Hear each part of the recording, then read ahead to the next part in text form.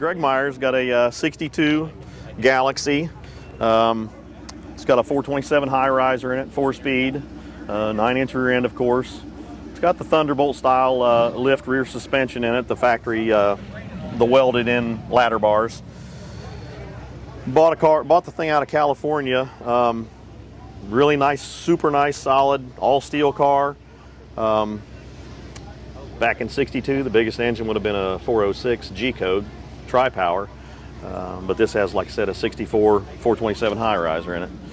Man, I love the steel wheel look, the stock like tri-tone interior, and you got a 4-speed in this too, huh? Yep, 4-speed, rotund attack, all the good old stuff. Pie crust slicks. Man, what do you love about the FE Racing Reunion? What brings you here? You know, the nostalgia of it all. It's just cool to see a lot of the older guys. I got my start in cars from a gentleman. He's 90 years old now. He took me to a Ford event one time, and I just fell in love with the FE stuff, and I've loved it ever since. I've had a 69 Cobra. I've had a 427 Fairlane.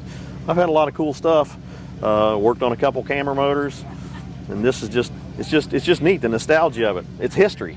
It's going away. And speaking of history, you told me an interesting fact about 8.8 rears. Tell us that story real quick. Oh, well, I had, in the Fox body days, the Fox body craze, people really didn't make stuff for the rear ends in those cars. This is in 90, 91. I called a gentleman up at Ford, a guy by the name of Don Walsh, worked in the gear lab. And I said, hey, what about an 8.8 rear end? Is anybody going to do anything with these? And he said, nobody's going to do anything with an 8.8 Ford rear end. I said, well, can you send me a blueprint for it?